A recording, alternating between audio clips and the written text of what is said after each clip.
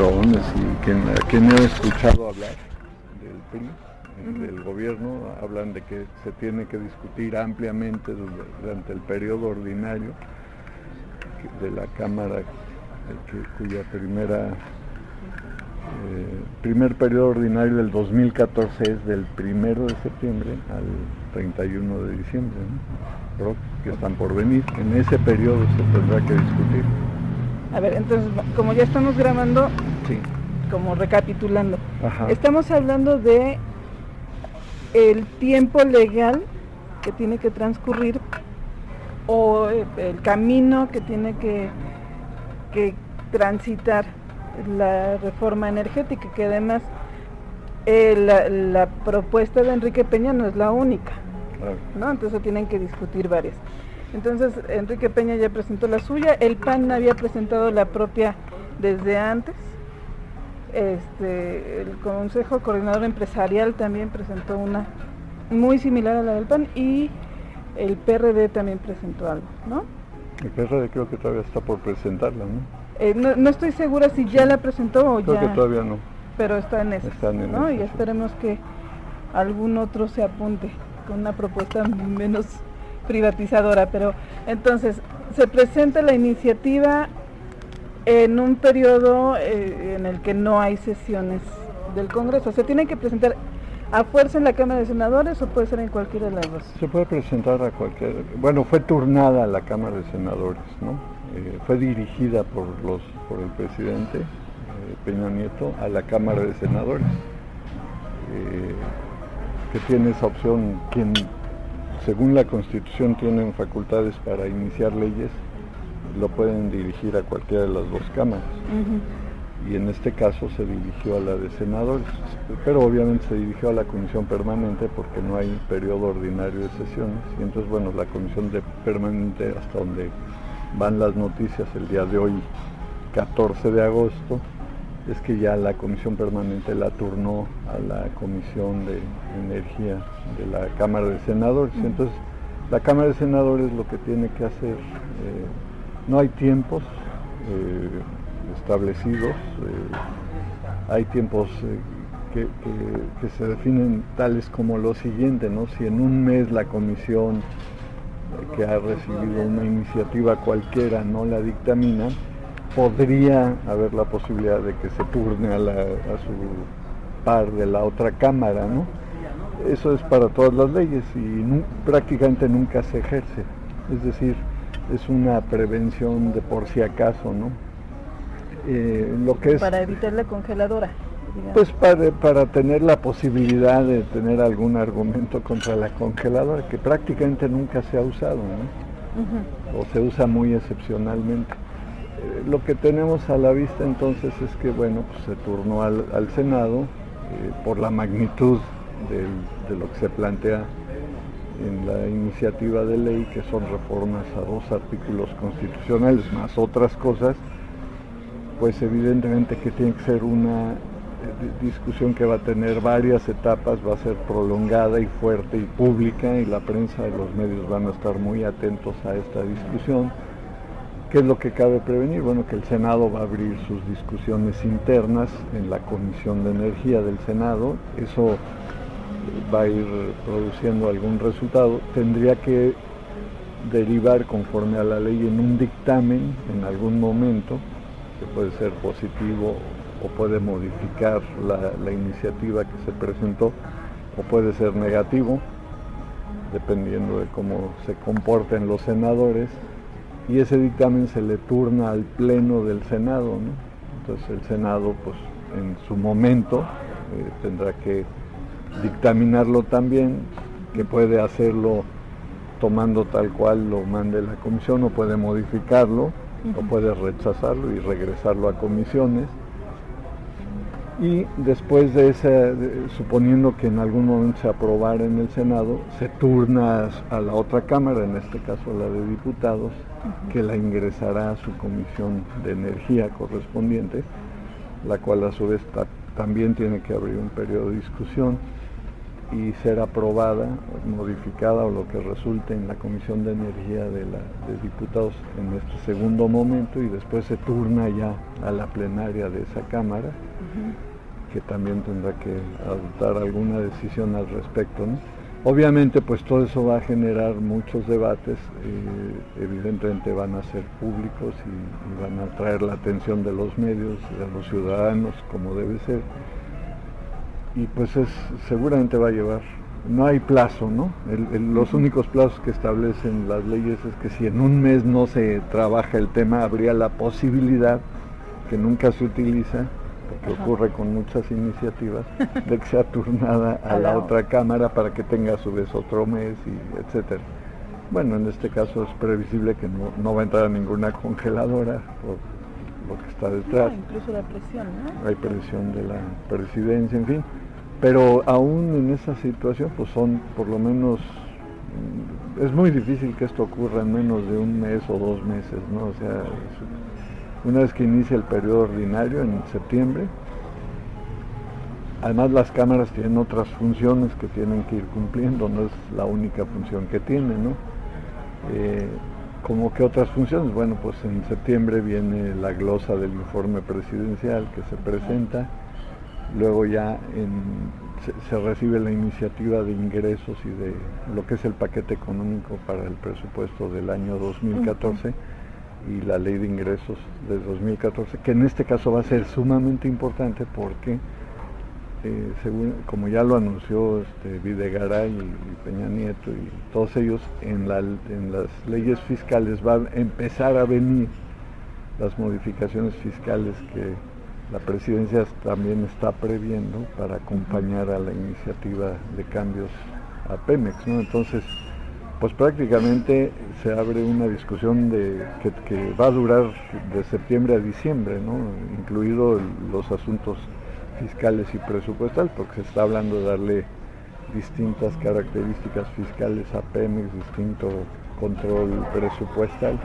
Pues sí, viene un periodo largo de discusión. Ahora, una vez que, como sea, yo esperaría que no se apruebe la iniciativa, porque a mí en lo personal no me gusta, coincido con Andrés Manuel López Obrador, que tiene retrocesos muy grandes, y con todos los que así lo plantean. Pero bueno, en diciembre, en el momento en que esta, suponiendo que fuera aprobada, se abre la necesidad de que sea, por ser reforma, tiene que ser aprobado por 2/3 en cada Cámara. Es una mayoría. No es mayoría simple. No es mayoría simple. Ahí nos remitimos al artículo 135 constitucional, lo que hace todavía más complicadas las negociaciones, evidentemente, porque en cada votación tendrá que haber 2/3 de las 2 cámaras aprobando esas modificaciones o tomando las decisiones.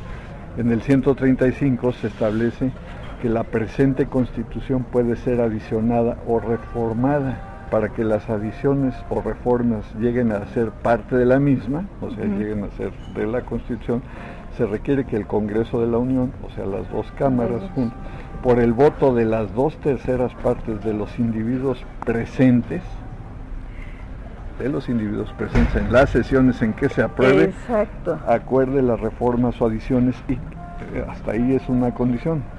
Y la segunda, y que éstas sean aprobadas por la mayoría de las legislaturas de los estados. O sea, va a ser una especie de circo de varias pistas, me imagino yo. Pues sí, ¿no? De muchos tiempos. Sí, o sea, empieza el circo de la reforma energética, que no es solo el petróleo, ¿no? En la Cámara de Senadores, en este caso. Así es. Se discute, se aprueba, ahorita, o se rechaza. Ahorita quisiera que me explicaras también qué condiciones, me imagino que tiene que haber un quórum mínimo para que empiece, y ya si se van todos y quedan 3, bueno, pues las 2/3 partes de esos 3 lo votan, ¿no? Sí. Pero ahorita vemos esta parte del quórum, pero digamos, se discute, se vota, para no decir si se aprueba o no, ¿no? Se vota, de ahí se pasa a la a la Cámara de Diputados, pongamos las más o menos condiciones, si la votación es negativa, pues ahí termina el asunto, ¿no? Ok. Si ya no hay turno. No hay para qué. Pero si, digamos, hay continuidad de esa, ya sea como se presentó o modificada, se turna a la Cámara de Diputados, que tiene que seguir el mismo procedimiento, mandarla a su Comisión de Energía. ¿Y solo la Comisión de Energía o también puntos constitucionales? Seguramente, por lo menos sí, tienes razón, tiene que ir a puntos constitucionales. Porque cambia. Claro, o sea, ¿no? Son comisiones unidas, tienes razón. Trabajan juntas las dos comisiones, sí, entonces como una sola. Y tienen que dictaminar juntas. Ok. Es que eso también es importante, saber si iban a trabajar cada una por su lado. No. Y entonces ya después de eso se va de gira esa reforma por todos los congresos, ¿no? Si las comisiones unidas de ambas cámaras la turnan a sus respectivos plenarios, volvamos a recapitular, si las comisiones unidas del Senado la turnan a la plenaria y la plenaria la aprueba ya sea en sus términos o modificada, se manda a la de diputados, que las reciben en sus comisiones unidas, y ellas a su vez la turnan a su plenaria, y pues ya, dependiendo de lo que resulte, si se aprueba en la plenaria en sus términos o modificada, empieza una gira, ¿no? Que tiene que ser aprobada por la mitad más una de los congresos estatales, ¿no? La mitad más uno, sí. Sí, son 16 congresos, ¿no? Exactamente. Y esos congresos lo tienen que aprobar también por las dos terceras Tendría que ser partes. 17 porque son 32 entidades. Claro, tienes razón. 16 es apenas la mitad. Es 16 más 1, o sea, 17. Sí. Y no, en ese caso tienen que ser, hay las constituciones locales, dice cada una lo suyo, y en muchas es por mayoría simple, ¿no? Entonces, mayoría simple es la mitad más 1. Exacto.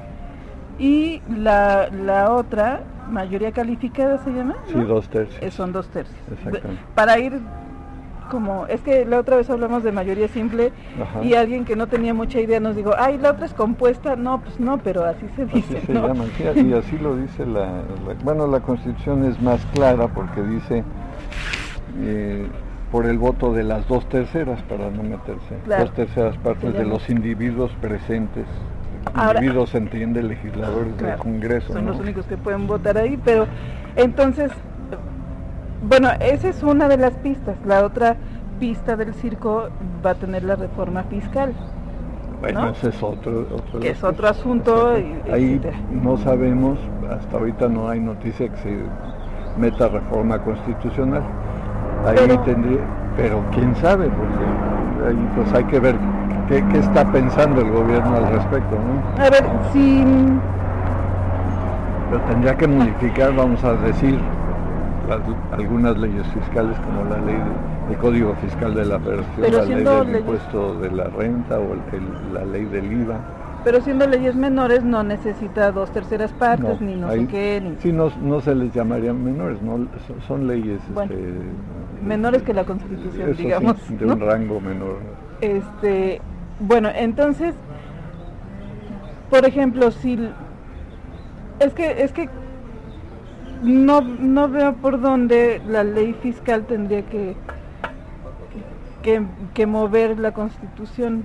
Pues aparentemente no, pero como no sabemos, es decir, hay que conocer, Videgaray en algunas entrevistas que ha dado estos días, ha dicho que piensa en una reforma que sería en un mediano plazo de los ingresos públicos, y que empezaría esa transición en las leyes que lleguen en diciembre, que vayan a ser votadas ahora en el próximo periodo ordinario.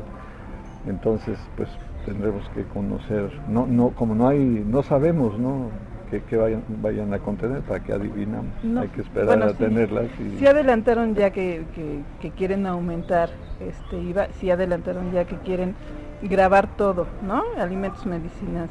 Claro, aunque los plazos y todo, y las cantidades falta por verse. Exacto. Y ver cómo se alinean las fuerzas en el Congreso también, que no va a estar nada fácil eso. Pero digamos, sin una quedaría coja la otra.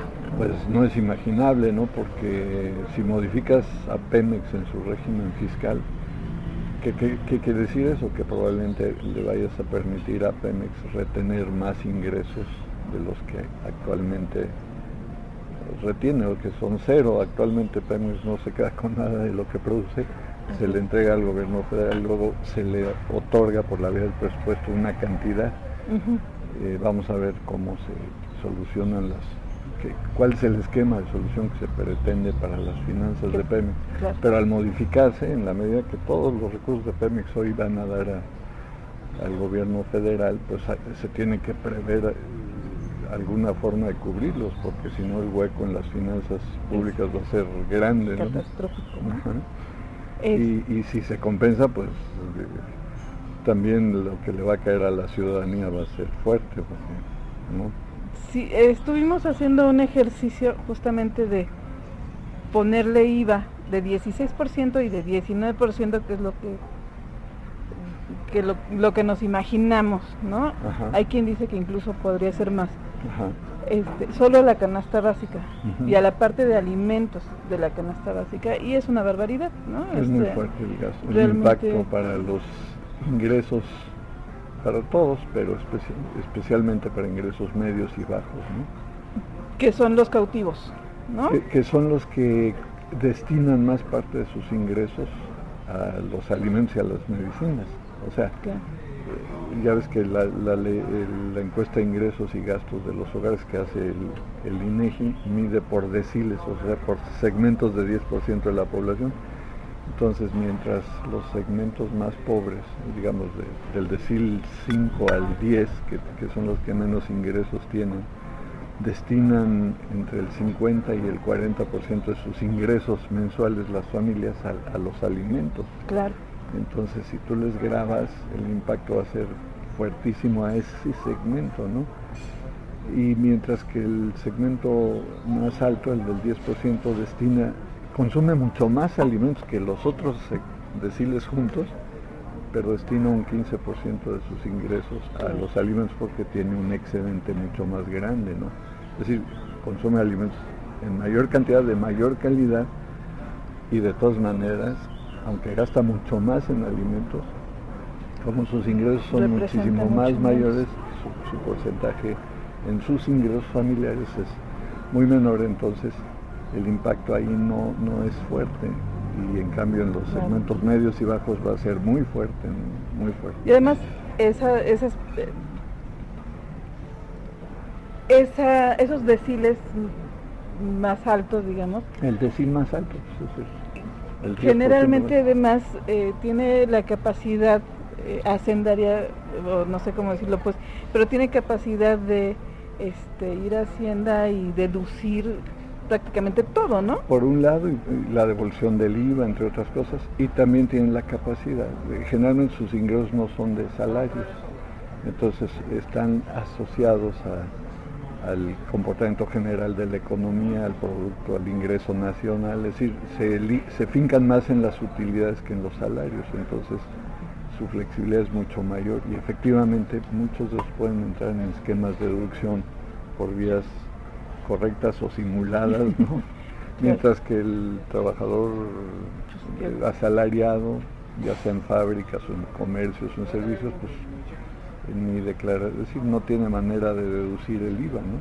Entonces ese es un problema muy serio, ¿no? Bueno, entonces volviendo a esta parte que preocupa mucho a la gente, por lo menos en las redes en las que yo me muevo, es un asunto muy preocupante. Y entonces la falta de información, como siempre, hace que uno piense,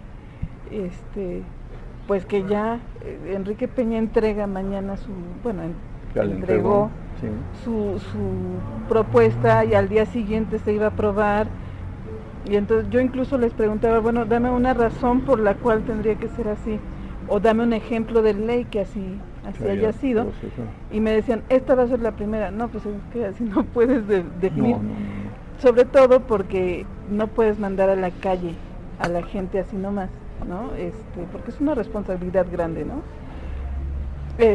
Pero bueno, volviendo a estos tiempos legislativos, entonces vamos a ver más o menos lo mismo que pasó la vez anterior que trataron de privatizar, o sea, grandes foros en el Congreso con especialistas, Pues ojalá, ¿verdad?, lo intenten hacer así. Yo no sé si van a seguir ese camino. Siempre la presidencia y seguramente los priistas que están encabezando esta iniciativa, pues van a hacer muchos esfuerzos porque pase lo más rápido posible, ¿no? Ahora, por rápido que pretendan que sea, no puede ser sin que haya unas importantes discusiones en las propias cámaras y que, obviamente la opinión pública pues ya está atentísima y pues obviamente las movilizaciones ciudadanas que se puedan hacer en forma adecuada, pacífica y informada, pues van a ayudar a que se midan quienes pretendan desbocar el carro, porque pues van a encontrar resistencia ciudadana, ¿no? El tema es muy grave, es muy importante, como ya se ha explicado, y entonces las movilizaciones son importantes, muy importantes, pueden ser el factor que decida que pase o no pase. Entonces a mí me parece muy bien que la gente se exprese en las calles, pero hay que tomar en cuenta que si se hace en forma desinformada, que si se hace en forma desorganizada y anárquica, se puede prestar a provocaciones y dar pretexto para otras situaciones que no deseamos, ¿no? Que además podrían facilitarle el camino a la ley.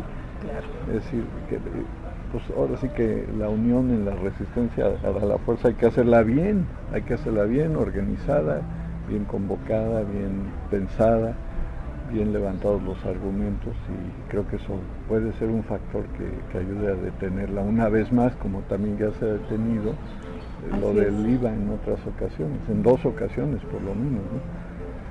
Pero pues ahí vienen eso, y ellos van a empujar para que sea lo más rápido y lo más calladito que se pueda. ¿Lo más rápido cuándo sería? ¿En diciembre?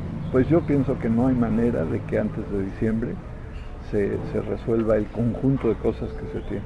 Digo, a lo mejor es noviembre, diciembre, ¿no? Ellos van a empujar pues ojalá, les encantaría que fuera en la segunda semana de septiembre. No, mañana no se puede porque no hay periodo, ¿no? No, claro, pero es decir, pues, pero... Sí, algunos quisieran que fuera rapidísimo, ¿no? No, espero que no sea así, ¿no? O sea, pero legalmente lo más rápido sería pues así, sí, para que ya se haga el cambio a la Constitución y entonces, bueno, digamos, se publique el decreto en el diario oficial, ¿no? Que es lo que significa que al día siguiente entra en vigor. Ajá.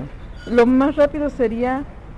Pues para que entre en vigor, o sea, suponiendo que se lleve todo de aquí a noviembre o diciembre de la discusión, pues todavía llevaría la discusión en los congresos, que en ese caso sí tendrían que convocar una cantidad de periodos extraordinarios en los distintos estados, o ver cuáles son los calendarios, porque ahí también son distintos en las distintas entidades de acuerdo a sus constituciones propias.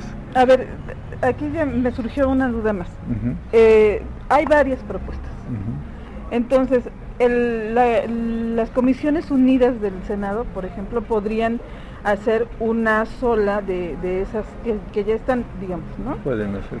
Y aprobarse, y entonces la mandan a la Cámara de Diputados. Aprueban la que aprueben y desechan las otras. Pueden hacer. Exacto. Eso. O sea, hacer una nueva que sea conjunto de todas, por decir una cosa, sí, ¿no? O una que no tenga que ver con ninguna. Sí, y desechar lo que no se declara en un artículo del dictamen, se desecha, por lo tanto, tal propuesta, tal otra, tal otra, tal. Y bueno, digamos, se termina esa parte en el Senado, se va a la de diputados. Si los diputados hacen cambios, los aprueban, se tiene que regresar al Senado otra vez. Al Senado, sí. Y entonces sería otra discusión, claro, bla. Así es. Bueno, digamos que esa parte ya está y se va a la gira a los estados.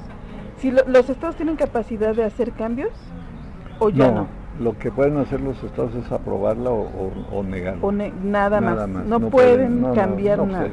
Cualquier cambio sería imposible. Sería como otra vez. Lo único que pueden hacer es se aprueba o se desecha, ¿no? En cada entidad. Y bueno, si se junta la mitad más una de las entidades que lo aprueben, se da por aprobada a nivel federal. Ya puede ser publicada en el diario. Pero pues eso por lo menos, digamos que puede llevar 2 o 3 meses del año que entra, ¿no? Antes de que pueda ser. Ahora, pues cuando un presidente se empeña y convoca a sus huestes, pues digo, podrían sacarla en diciembre y hacer que en un mes, 2 meses quedara aprobada por la mayoría de los congresos que son del PRI, ¿no? Que sí los tienen. Esa es la siguiente pregunta.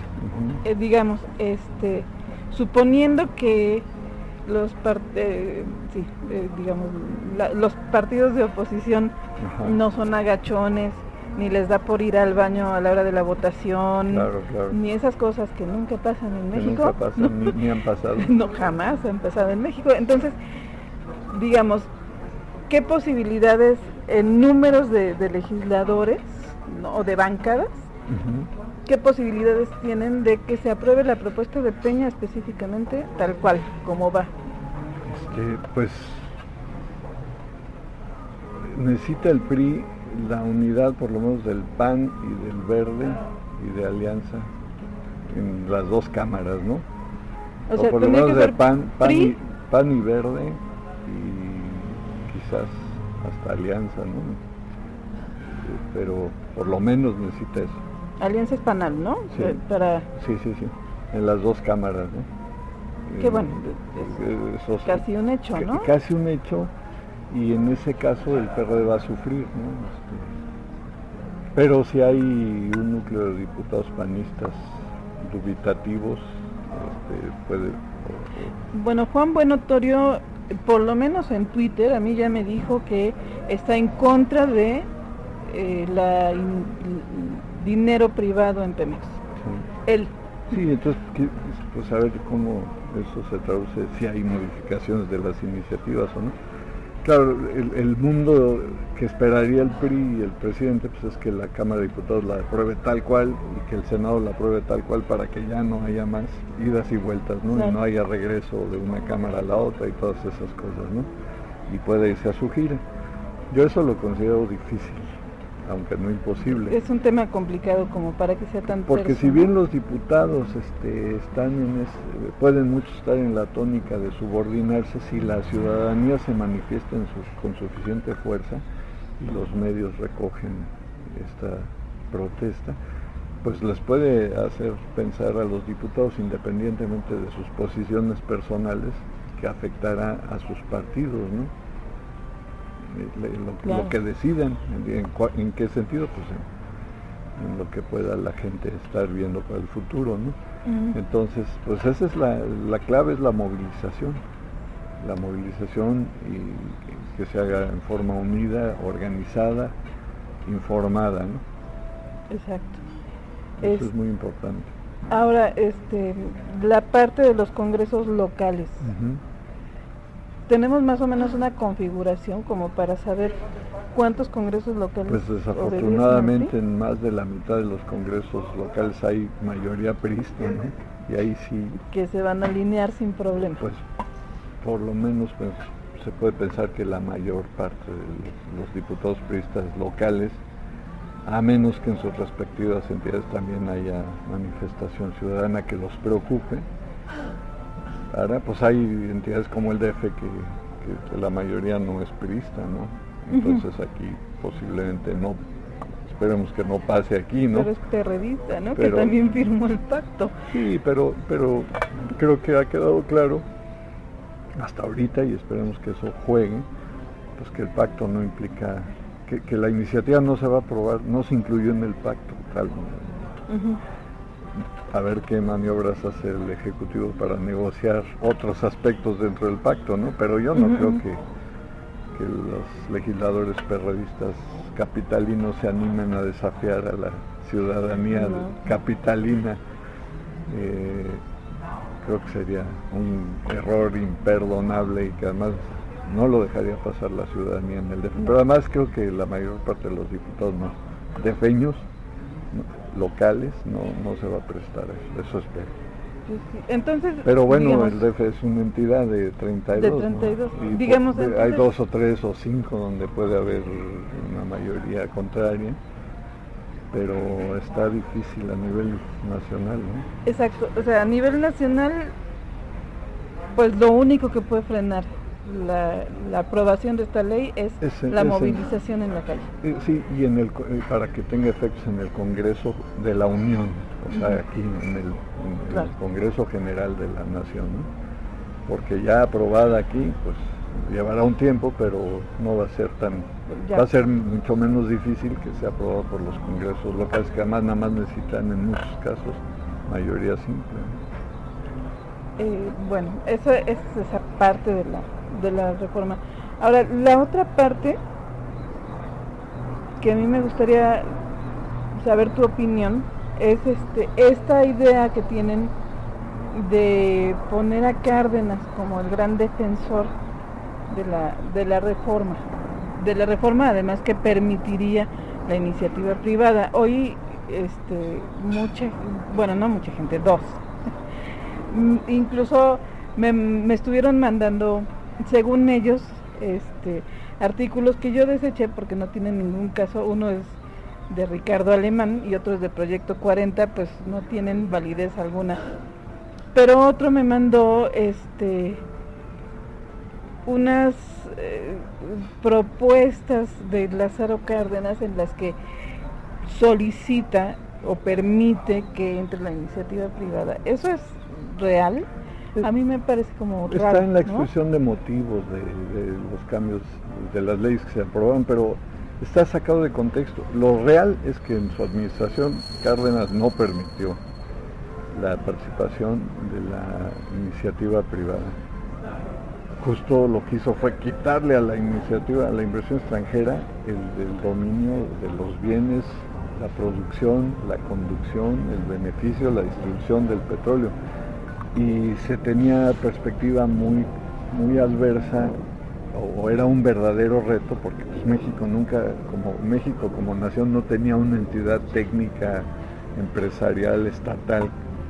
En su vida había tenido no solo para gestionar el petróleo, sino casi ninguna otra cosa, ¿no? O sea, no teníamos una larga experiencia para estatales ni nada. La nación se estaba medio fraguando. Así que fue un gran reto del ingeniero Cárdenas, que por otro lado fundó el Politécnico Nacional y otra serie de entidades para que fueran... El Instituto Mexicano del Petróleo... fueran contribuyendo con los... O sea, no solo advirtió el problema, sino que dijo, bueno, necesitamos... Pero no se cerró la puerta en su momento, además, ante la víspera de las amenazas de la Segunda Guerra Mundial y toda la situación que empezó en 1939. El petróleo se expropió en 1938, ¿no?, con los conflictos que ya se estaban desatando. Pues yo creo que fue inteligente Cárdenas de no cerrar las puertas. El hecho de expropiar fue un cierre de puertas tremendo al país.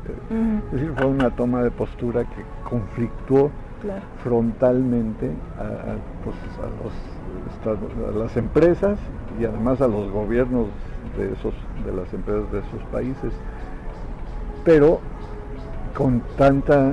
aprovechando Cárdenas también la situación de la Segunda Guerra. Al final los Estados Unidos necesitaban que México fuera su aliado, y al final el tema del petróleo ya no jugó tan importantemente, porque se vino otro conflicto todavía más grande que el petróleo, que fue, bueno, que hubiera jugado, imagínense, el petróleo puesto en cualquier otro lado, no era, Cárdenas nunca lo hubiera hecho, pero pues los nazis no perdían la esperanza de que México se alineara con Alemania en términos petroleros, ¿no? Y por supuesto Cárdenas no coincidió para nada con esto, y se jugó conjuntamente y los presidentes posteriores a Cárdenas jugaron pues con la alianza contra los nazis, y los alemanes nos hundieron 3 barcos en esa época y empezó otro tipo de conflicto. México se incorpora a la guerra del lado de la alianza, ¿no?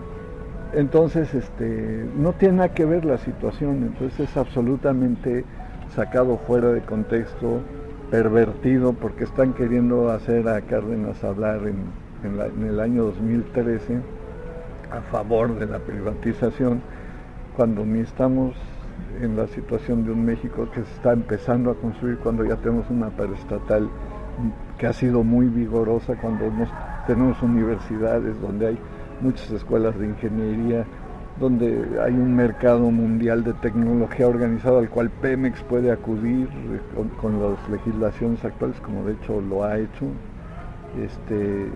Entonces nada, es sacar completamente de contexto y pervertir el sentido de lo que dicen algunos textos del presidente Cárdenas que evalúa una situación de gran valor, que se arroja a expropiar a las empresas extranjeras, claro. Mide el contexto y en ese contexto pues trata de no cerrar todas las puertas, ¿no? Porque sí, bueno, pues sí fue un acto muy heroico, muy valeroso, pero era un reto, no había técnicos, había que aprender todo, no teníamos una experiencia, claro. No había universidades con el nivel y la experiencia y la capacidad de rápidamente brindar un conjunto de ingenieros metalmecánicos, no existían, claro, mexicanos, digo, existían algunos que otros formaron en el extranjero, y los técnicos sacaron adelante a Pemex aún en esas condiciones, y el general Cárdenas, el presidente, sí, lo que yo entiendo es que quiso no cerrar todas las puertas cuando se decidió a dar una acción histórica, ¿no? de confrontación. Entonces no vengan a decir que el general lo que quería era inversión, pues él dio el paso importantísimo en un estado de casi preguerra, con una serie de conflictos, empezando especialmente con el gobierno norteamericano y el inglés, que fueron sus empresas expropiadas, pero que como evolucionaron los acontecimientos rápido cambió esa situación. El general pudo mantener la expropiación a pesar de los chantajes, amenazas, hasta de acciones militares y todo, y dejar abierta una puerta, ¿no? Es decir, no cerrarse a sí mismo todas las puertas, pero no estaba invitando a la inversión. Lo que dijo es: véngase para acá la propiedad, y va rápido a construir las escuelas, los técnicos, a echar adelante esta empresa, y bueno, pues dejamos abierta una puerta. ¿Qué pasa en 2003? Es una empresa que ya tiene decenios operando, que tiene una plataforma productiva importantísima, que tiene una planta de técnicos importantísimo, que produce un porcentaje del Producto Interno Bruto Nacional, y que es reconocida a nivel mundial. No tiene nada que ver la situación, es realmente un abuso, y un abuso malintencionado, con la intención de engañar a la gente, diciendo: mira, el general quería inversión privada. No, pues si lo que hizo fue expropiarse a la inversión extranjera y no cerrarse todas las puertas. Pues al contrario, ¿qué puedo dejar abierto después del trancazo, ¿no? Claro, para que no me pongan del lado del eje, ¿no? A la hora de la guerra. Del eje, pues ni siquiera así, para que no me pongan en jaque mate. O sea, yo me la estoy jugando, creyendo en mis técnicos, en mi capacidad de organizar. Y bueno, si más bien el boicot vino de inmediato de allá, ¿no? O sea, de no venderle nada a México, de no venderle tecnología. Sí, la reacción de las empresas y de los gobiernos fue bloqueo a México, ¿no? Pero como vino la guerra, de inmediato eso se tuvo que modificar de parte de ellos, porque dijeron: bueno, estamos a México de aliado, ¿no? Y entonces, pero la intención era, si no hubiera estado la guerra, nos hubieran intentado bloquear, como han hecho con otras naciones cuando han tomado acciones de ese tipo. No pudo durar mucho el bloqueo, y el general en esos contextos, pues lo que hizo fue que lo cierren ellos, no yo. Claro. O sea, pues ellos no me quieren vender nada, yo dejo abierta una puerta, ¿no? Pero no lo hizo, o sea, dejó abierta la puerta, pero no lo practicó. Ahora, lo que practicó el general fue la expropiación. Exacto. Y empezar a construir rápidamente las condiciones que luego dieron lugar a la empresa ya funcionando y explotando, ¿no? Ahora, justamente en esa línea, decían, ¿no?, ellos: México no va a poder, no tiene técnicos, ¿no? Y pues era un reto. El general y los revolucionarios mexicanos de esa época se la jugaron y lo sacaron, pero no estaba garantizado que iba a funcionar. Exacto. Ahora, justamente en esa lógica, si existe, o sea, si lo que quieren es reivindicar a Lázaro Cárdenas, entonces pues tendrían que dejar las cosas como las puso Lázaro Cárdenas, ¿no? Claro. Y no hacer cambios constitucionales que él no hizo. Bueno, como se ha explicado, algunos cambios constitucionales no fueron hechos años después, en la época del presidente Ruiz Cortines y López Mateos, donde se acabó de perfilar un esquema completo, que cerró esa puerta que había abierto el general en la época del bloqueo y del reciente acto de expropiación mexicano del petróleo. Entonces, como no fue necesario, usarlo ni nunca se practicó. ¿Todo bien, señor? ¿Le ofrezco otro café, señorita? No, estoy bien. ¿Me puedo retirar? Sí, o sea, en los 60 se acabó de modificar la Constitución para prohibir esa puerta que se había dejado abierta, ¿no? Que nunca se usó, porque se consideró que no era necesaria, ¿no? Así que bueno, pues el general, una vez que le dijeron te bloqueamos y te agredimos y todo, que rápidamente cambió debido a otras cosas, como la Segunda Guerra Mundial. Casi nada. Pues ya eso se quedó ahí, el texto, y después otros gobiernos lo modificaron para cerrar algo que ni fue necesario ni se utilizó y que se dio en el contexto de un bloqueo a México. Entonces eso es lo que hay que insistir, o sea, esa redacción final que hizo el gobierno mexicano con el presidente Carlos, pues expropió los bienes y dijo no me peleo contigo, pues claro que se estaba peleando, ¿no? Bueno, si quieres colaborar podemos hablarlo, pero ya cambió completamente la correlación. No es que yo te esté pidiendo por favor que le aumentes el salario a los trabajadores a los que no les quieres aumentar y que pagues tus impuestos y que no abuses de todas las maneras que haces. Ahora ya es mío, ahora sí, platiquemos. Claro. O sea, pero no fue necesario porque tuvo éxito la empresa, o sea, porque vino la guerra, porque tuvo éxito la empresa, y entonces esa puerta que, frente a la reacción de aquellos de bloquearnos, el general Cárdenas dijo, bueno, claro, yo no soy el que, yo ya expropié, que es lo que quería, yo no cierro la puerta, todas las puertas, obviamente que estaba cerrando una, le está quitando, la más grande, ¿no? Pues estaba reivindicando los bienes de la nación. Dejó abierta una ventanita. Sí, para él no, porque bueno, pues no contaba en ese momento con la seguridad de que todos los técnicos, todos los que podían necesitar, los iba a poder disponer en el corto plazo y en la perspectiva de un escenario mundial muy complicado, ¿no? Entonces, pues ya después se vio que no era necesario y se quitó esa ventanita abierta, pero que no quieran decir que ese es el argumento tantos años después, del 38 al 2013, claro, que permite usar ese argumento, pues que acabamos de expropiar el petróleo. Al contrario, tenemos una super empresa capaz, fuerte, que tiene problemas que se pueden modificar y que con una buena gestión y democrática y nacionalista gestión se pueden superar los temas sin necesidad de entregarla a la empresa privada ni al extranjero, por lo menos la renta petrolera, ¿no? Claro. Entonces, ya, bueno, cambiando de tema otra vez, no de tema, sino de vialidad, porque seguimos en el petróleo, pero digamos, en ese sentido, ¿cuál es tu perspectiva, digamos, para esta ley del petróleo, ¿no? Mis deseos que no se apruebe. No, bueno, sí, es el deseo de muchos, ¿no? Bueno, pues ese es, ¿no? Yo creo que podemos impedirlo, ¿no? Entonces, pero está condicionado a que la gente reaccione organizada, ¿no? Pero fuertemente, o sea, digamos, manifestémonos, ¿no?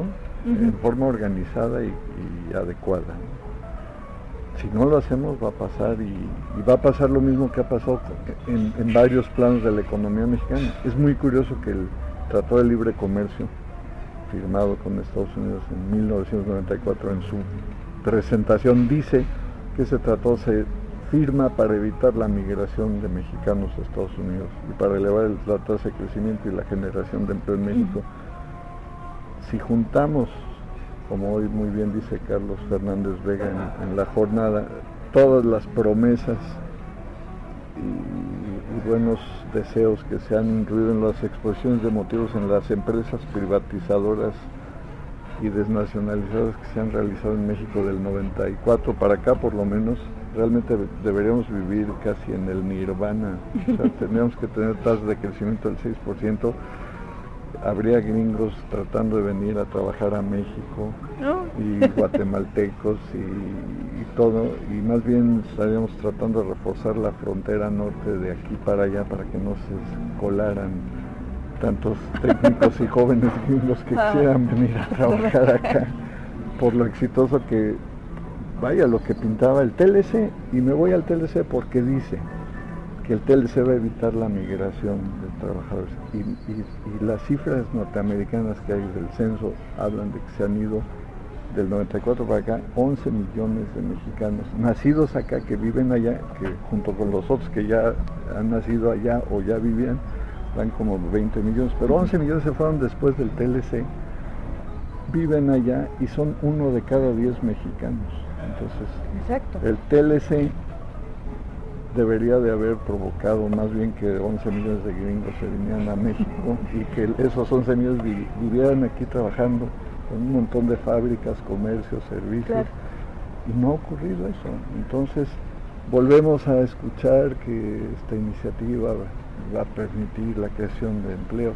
Acaba de ser la reforma laboral y la economía ya se desaceleró, ya no se generaron los empleos que se esperaban, ya lleva vigente algunos meses el proyecto laboral, y entonces lo que vemos es que el diagnóstico neoliberal, entreguista, conservador, en realidad está gestionando intereses, no gestiona al país. Quisieran que sus intereses fueran los de la nación, y lo que estamos viendo es que cada acción que toman no solo no cumple lo que prometen, sino que nuevamente se desinfla la economía mexicana. Entonces, bien lo ha dicho Andrés Manuel López Obrador, este proyecto ha dañado a la nación en muchos flancos, pues este lo va a dañar más, o sea, en su capacidad de crecimiento, en su capacidad de financiar el gasto público. Entonces es un flanco muy peligroso, porque es de los puntales que queda el Estado mexicano. Si permitimos que se debilite, pues le vamos a abrir otra vía de agua al barco mexicano que desafortunadamente por muchos lados está haciendo agua, ¿no? Entonces es muy peligroso. Yo deseo que lo paremos, porque bien pronto, si acaso no lo logramos, se van a notar. La agenda de ellos no es la nacional. No, claro, pero además incluso en la reforma de Peña dice que dice que joven, las digamos las ganancias o las bondades de la reforma se van a ver hasta el 2018, aunque desde ahorita nos van a aplicar ya el aumento al IVA y tal, ¿no? Los impuestos que vayan a ir dándose, ¿no? No, pues sí, es el mundo feliz, va a bajar el gas, la electricidad, va a haber muchos empleos, pero léanse el prefacio del TLC, por favor. Está firmado y es un documento oficial. Era para evitar la migración, era para generar empleos en México. Y vean las cifras que hay disponibles, oficiales, los estudios que han hecho de economías de la UNAM, pero también del ITAM, del TEC sobre migración de Estados Unidos. Y vean en qué fecha ocurrió la trayectoria más fuerte de migración, justo después de la firma del TLC. Claro. Gracias. Bueno, pues entonces, pues yo te agradezco mucho la entrevista. Espero que con esto mucha gente quede como más tranquila, sobre todo, ¿no? Sí. Bueno, más preocupados, pero... No, pero sobre todo con la idea de organizarse para frenar el asunto y no salir desbocados todos. Eso puede ser muy debilitador, ¿no? Porque nos puede muy peligroso, ¿no? Para todos.